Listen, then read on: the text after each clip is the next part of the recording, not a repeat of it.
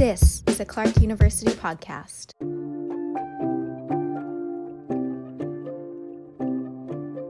Sometimes the history of sexuality is backward, right? So things actually get more strict, not less strict. We always assume that we're getting more and more progressive, and we're not. The laws that have dropped since the Dobbs decision reflect extant views. Some people may not have realized that they were, for example, very pro-choice now that this option to have an abortion or many kinds of medical interventions is no longer available where they live. They may realize that their position may become clearer to them. It's seen by many as part of a long effort to discipline female sexuality. You know, it's not just women who are sort of getting pregnant, but it's often seen in that context that women should not be having sex, right? They shouldn't only be having sex for reproduction. And that's a really old desire argument. I mean, it goes back to the Hellenistic period, the Alexandrian rule, right? That the only permissible way to have sex is to do so in marriage for the purposes of reproduction. Clark history professor Nina Kushner believes the reversal of Roe v. Wade last year is an example of how people think about sexuality in the present day. Nina teaches the history of sexuality, a course that analyzes who gets to determine what parts of human sexuality are illicit versus quote-unquote normal. Throughout history, a few groups have held that power. So, I mean, there's different institutions that determine it. So states, right? Before that, the church. And then, of course, you have science. It's hard when we think about our own time as context where, you know, you have social media and you have so many sort of this multiplicity of sexual cultures, you know, even within a city, to think about the role of these big institutions. I mean, when you look at the history of, let's say, the policing of sodomy, the church thought it was a sin, but they weren't, you know, it wasn't that big a deal, and then it was a big deal, and then the state takes over the policing of that and makes it into a capital crime, and individuals are executed. And then in the 19th century, some of those punishments go down to just hard labor for a few years, which of course is horrible, but it isn't death. At the same time, you have sexologists and psychologists and psychiatrists as those fields emerge, trying to help define what all these sort of different iterations of sort of deviancy are in their minds. And so they do this in cooperation with sort of individuals who sort of self-identify as being, and again, the word is deviant, meaning like statistically deviant, or they're deviant from norms. They're not doing anything wrong.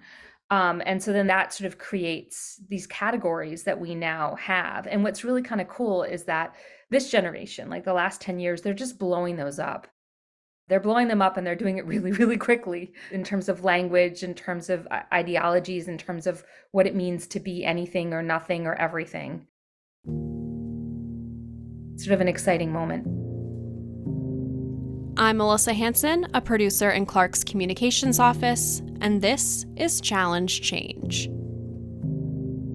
The history of sexuality field emerged in its modern form in the 1990s, mainly off the work of gay male academics. In the years since, studies have emerged on intersectionality and how fundamental ideas about race inform fundamental ideas about sexuality. Nina's course covers sexuality from 1750 to the present. So there's all these sort of sexual revolutions in the 1700s, the 1920s, the 1960s. We just read Rousseau. Rousseau is a French philosopher from the 18th century who wrote a lot of the critical works that have defined sort of aspects of modernity, like democracy, right? And he wrote this book on education, and he has this chapter on women. It's really horrible. It's like, the purpose of women is to delight men. I'm not kidding. So we read this because I'm like, look, we have to read this because we have to understand how fundamental ideas about gender and sort of hardening of gender lines, how this happened, and then how it got deployed in law, and then how it got internalized all the way up through like the 1960s. And so they're reading it and they're getting really mad. Rousseau was sort of beloved by women in the period that he wrote. So then that was an interesting, like, why is this the case? We had a really great discussion. And then, you know, I asked randomly if there's any way in which we could read the same text as a queer text And the students came up with some really interesting ideas.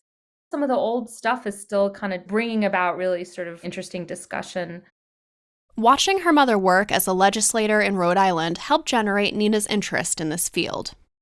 I grew up in a household with one parent who was an academic and the other who was sort of a civil rights activist, and that was my mom. She was trying to prohibit discrimination on the basis of sexual orientation in sort of 4 categories: housing, credit, public accommodation, and employment. And I think that credit and public accommodation were thought to be sort of the ones that might pass the quickest. By credit, it's like who gets to share a credit card with whom? Like who's denied a credit card and why? And this may not seem like a big deal right now, but when you think back about how recent it was that women could have their own credit cards, it actually is a pretty important part of civil rights history. She was lobbying for women's reproductive rights and also lobbying and putting bills in to protect gay rights. And they didn't pass. That bill didn't pass until actually quite recently. There's a psychiatrist who was gay and a doctor and some other sort of very progressive legislators, and they just kept putting it through and it kept failing.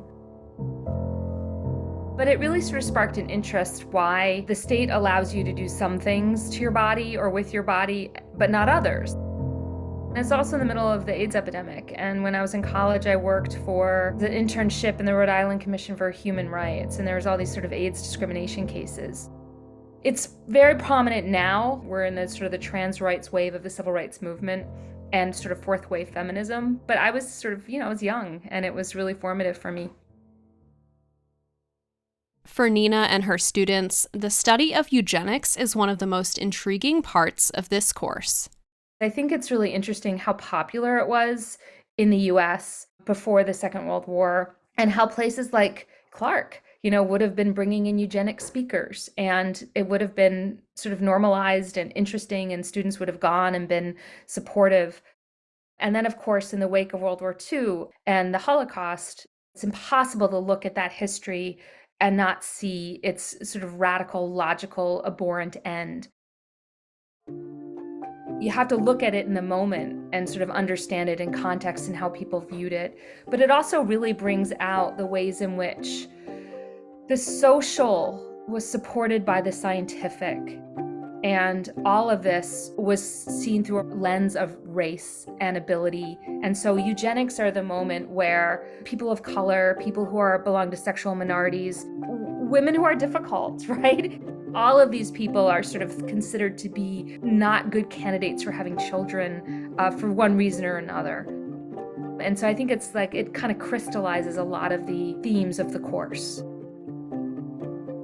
The ways in which science is really often just the tool of sort of social ideas around what is acceptable and what is good, and is not the subjective, like, truth-finding domain that we hope it is. To learn more about history at Clark, visit clarku.edu/history. Challenge Change is produced by Andrew Hart and Melissa Hansen for Clark University. Find other episodes wherever you listen to podcasts. 1, 2, 3, Clark!